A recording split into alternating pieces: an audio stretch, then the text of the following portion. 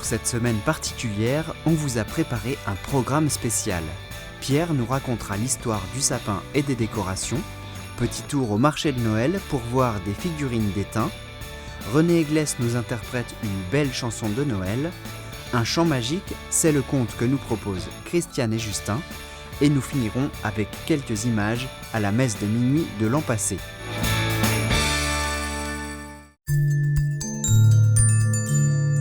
Willkommen de Weihnachtschronik vom TV3W. Bonjour et bienvenue dans la chronique alsacienne de Noël de TV3W. Wie können wir uns dann auf Weihnachten vorbereiten? Comment se préparer à Noël? Wir können schon ein Tannenbaum oder ein Tannenbaum richten.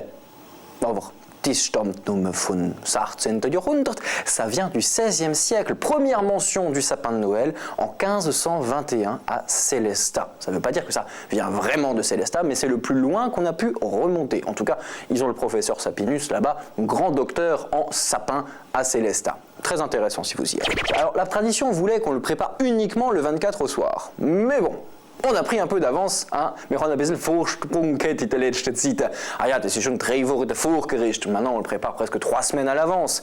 Ce sapin, en dessous, il y a la crèche. Skribbel, la crèche, avec der Jesuskind. Il n'arrivera que le 25. Vous pouvez préparer tous les autres, mais le petit enfant Jésus uniquement dans la crèche, dans la Krippel, le 25. décembre. Et le 6 janvier, il y aura les rois mages, les drei Könige, qui vont venir apporter l'or, gold, l'encens et la myrrhe. Et ça, c'est pour plus tard. Par contre, les décorations de Noël, ça, avant, on avait des oranges, des mandarines, des Zuckereien, des bonbons vitronsekangt, des bonbons, des sucreries, des oranges qui étaient accrochés au sapin. Mais un jour de 1858, après une très grande sécheresse, il n'y avait plus de fruits. Mais il n'y avait plus de fruits, plus rien à accrocher. Donc, un maître verrier de Meisenthal, à Lorraine, à côté, hein, près de Beach, a décidé, pour compenser ses fruits, de souffler une belle boule de verre. Ja, Glaskühl und das ist nur am Tannenbaum drangehängt worden. Et cette boule a été accrochée au sapin, et c'était magnifique. Saviez-vous d'ailleurs qu'à l'époque, on accrochait des bougies dans le sapin? Le sapin, ça brûle bien. Hein. Et il y eut beaucoup d'incendies les soirs de Noël. C'était un peu plus sportif qu'actuellement. Hein. Diese sportliche Wand zum Güteglick haben wir's nicht, gell? Unerfreuliche Weihnachten in alle.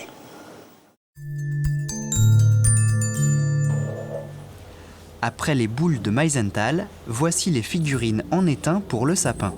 Sur le marché de Noël de Niederbronn-les-Bains, Jean-Luc vient fabriquer sous nos yeux des petits sujets. Il anime un atelier de fonderie. Et c'est quoi comme matière? C'est comme de l'ardoise? Ça, c'est de l'ardoise. Ouais. Ce figuriniste a fabriqué des moules spécialement pour Noël. On appelle figuriniste les gens qui peignent les figurines. Donc on est une association de figurinistes et de collectionneurs de figurines. Et ça regroupe une quarantaine de membres sur tout le Grand Est, mais aussi en Allemagne, en Belgique, en Suisse, et on a même un adhérent espagnol. D'habitude, les figurines qu'il réalise sont plutôt des soldats sur le thème du Premier Empire. Cette passion lui vient de son grand-père. C'est très très vieux, c'est très très vieux. Mon grand-père avait un commerce et il vendait du café. À l'époque, ça s'appelait le café Mocarinx. Et le café Mocarinx, il offrait des figurines en plastique à l'époque, qui étaient très très belles figurines, et qui étaient pour les clients. Donc moi, je voyais les figurines dans le commerce de mon grand-père. Je pense que ça vient de là.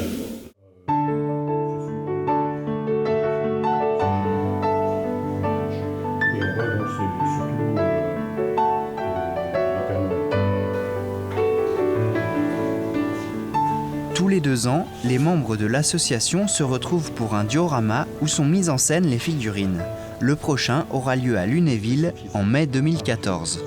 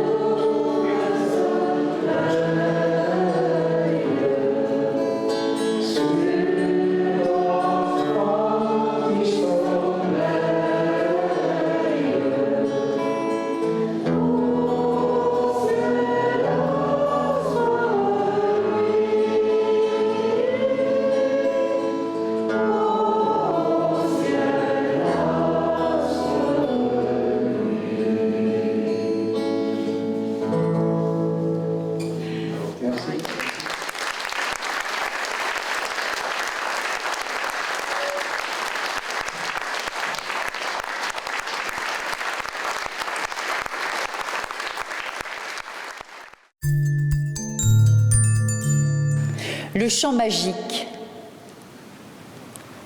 Il y a très longtemps, dans un village d'Europe du Nord, là-haut, dans le pays du froid, un jeune garçon, Joël, habite là avec sa tante Hildegarde. Joël est un petit garçon qui a perdu son papa et sa maman quand il était tout petit.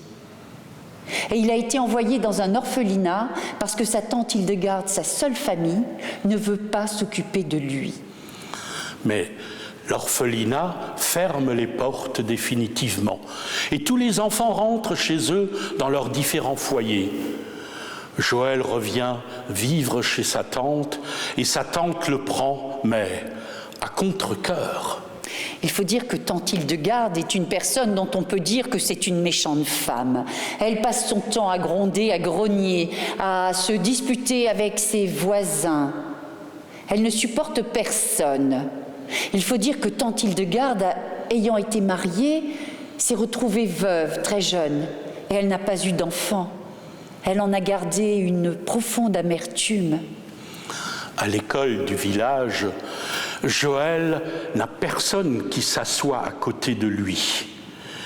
Il faut dire que les parents interdisent à leurs enfants d'approcher Joël, car la tante Hildegarde a la réputation d'être une sorcière. Joël n'a pas d'amis à l'école, il est seul. Et à la maison, il est seul aussi.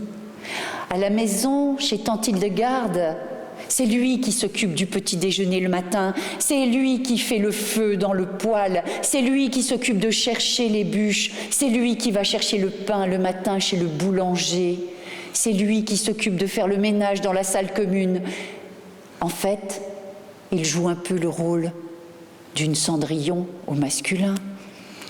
À l'école, la maîtresse se prend tout de même d'affection pour Joël. Et un jour, elle prend son courage à deux mains, elle va voir la tante Hildegarde, mais celle-ci refuse de la recevoir et lui claque la porte au nez. Alors le jour suivant, la maîtresse fait venir Joël à côté d'elle pendant la récréation et elle le questionne sur la vie qu'il mène chez tante Hildegarde. Et là, Joël lui raconte tout. Le fait qu'ils doivent se lever le matin très tôt, préparer le petit déjeuner, faire le feu, laver le sol, faire la vaisselle, préparer à manger. Et ensuite, il lui raconte ces soirées qui passent tellement vite, parce qu'une fois qu'il a terminé son travail en bas, il monte dans sa chambre, et là, à la lueur de la bougie, il essaie tant bien que mal de faire ses devoirs. Il est fatigué, et bien souvent, il n'a pas vraiment envie de faire ses devoirs parce qu'il pense à son père, il pense à sa mère, il pense aussi à cet ami qu'il aimerait tellement avoir. Et alors cet ami qu'il n'a pas et qu'il imagine, il lui raconte ses malheurs et ses chagrins et ses tristesses et ses espoirs. Et quelquefois, bien souvent d'ailleurs, il pleure. Et quand d'avoir pleuré, il se trouve apaisé, il se couche. Et là, quand il est dans son lit, à la lueur de la bougie, il n'arrive pas à dormir. Alors, il raconte à la maîtresse qu'il fait des jeux de mains, il fait des tas de dessins, il fait des ombres chinoises sur le mur d'en face. La maîtresse en est bouleversée. Et elle dit, il a beaucoup d'imagination. Il faudra qu'à la rentrée, je puisse l'aider à présenter quelque chose à l'école. Et oui, on est à la veille des vacances de Noël. C'est bientôt Noël. Et toute l'atmosphère du village se ressent de cette ambiance de Noël. Le marché de Noël est là, avec les cahutes, les étalages multicolores. Montent aussi dans l'air les vapeurs de cannelle, de girofle, d'orange macérées longuement dans le vin chaud. Et par-dessus tout ça, la neige tombe et recouvre tout d'un blanc manteau. Joël voit les autres enfants du village faire des batailles de boules de neige. Oh, il aimerait y participer, mais sa tante ne le laisse pas sortir et les autres enfants n'approchent pas de la maison. D'ailleurs, même les chanteurs qui passent de maison en maison ne viennent pas frapper à cette porte de peur d'en être chassés à coups de balai. Le matin de Noël, Un matin comme tous les matins pour notre Joël. Donc ce matin de Noël, Joël se lève. Il prépare le petit déjeuner, il prépare le feu afin que tante Hildegarde ne trouve rien à redire et ne grogne pas. Et comme chaque matin, tante Hildegarde descend dans la cuisine et la première chose qu'elle fait, c'est de grogner. « Ah, mais qu'est-ce qu'il fait froid dans cette cuisine !»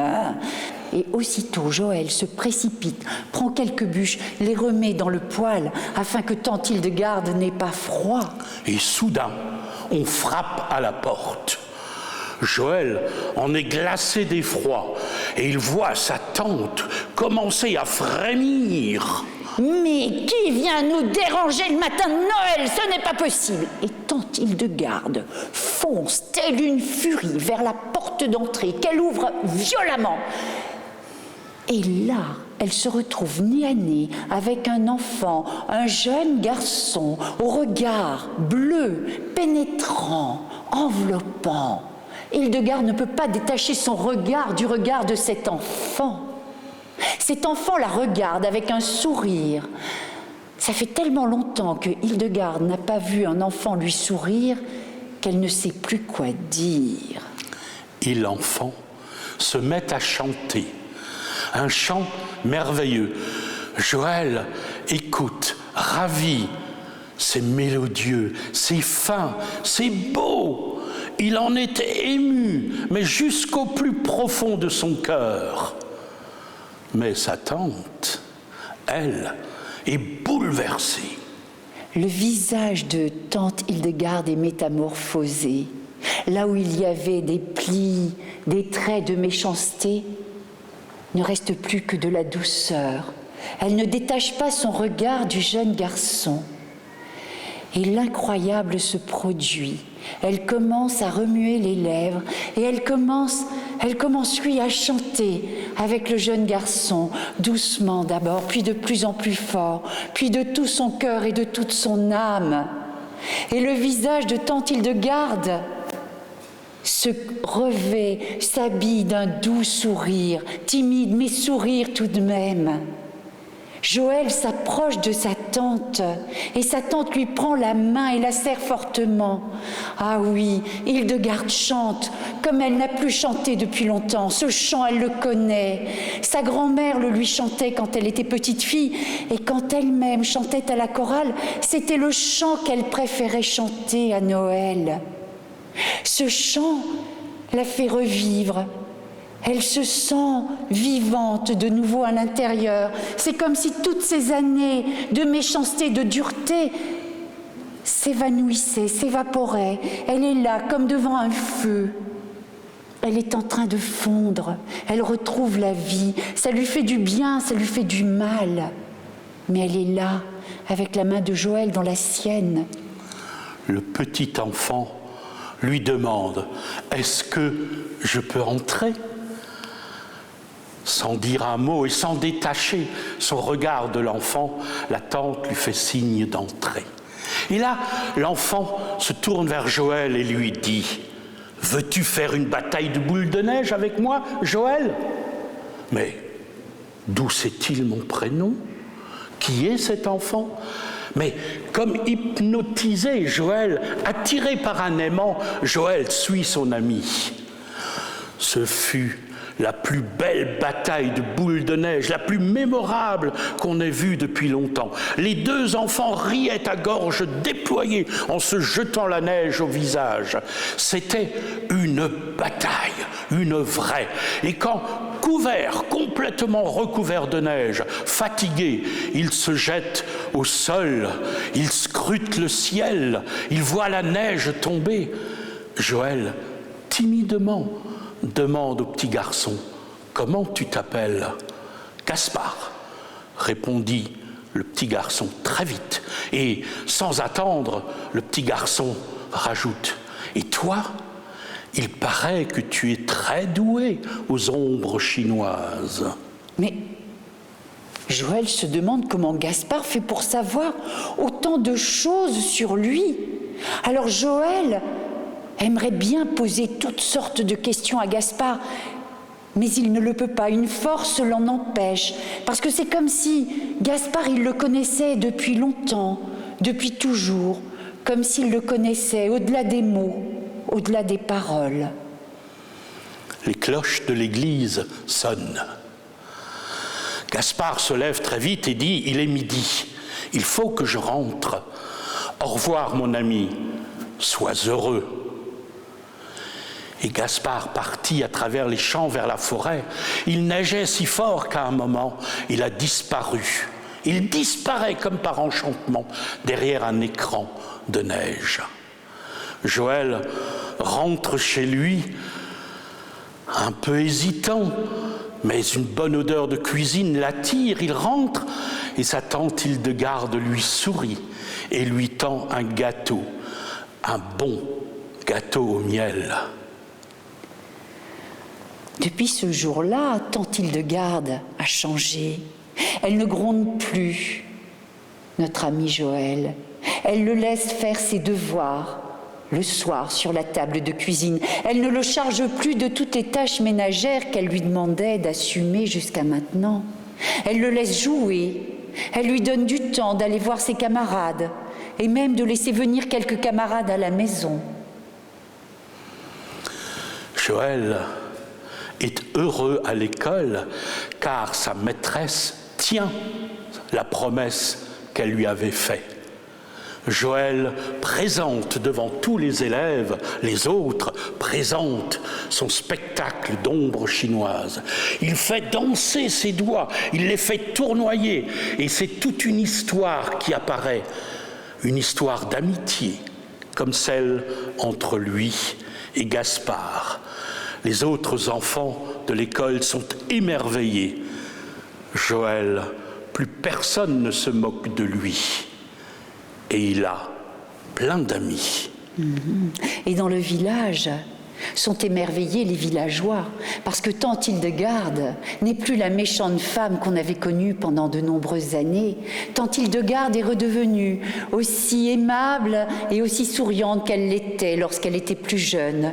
Elle a retrouvé sa place dans la chorale du village. Et les soirs de Noël, lorsqu'elle entonne ce chant magique que Gaspard a fait revivre pour elle, lorsqu'elle entonne ce chant, l'assemblée est touchée au cœur par la sincérité de tante Hildegarde et par sa voix merveilleuse. Joël ne revoit jamais son ami Gaspard.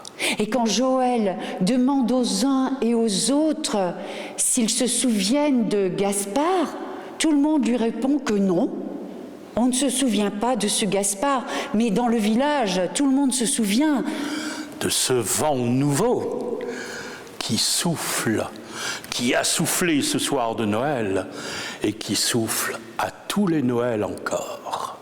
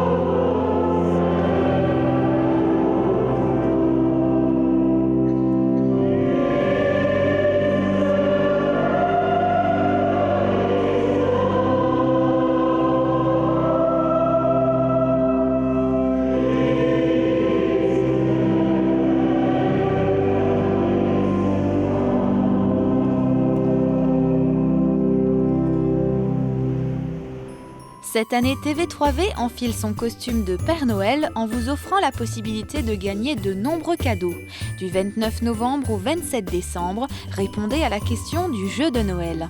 Cette semaine, répondez à la question suivante. Comment s'appelle le héros du conte de Noël ?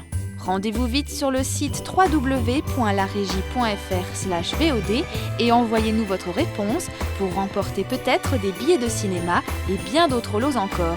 Dépêchez-vous et bonne chance à tous!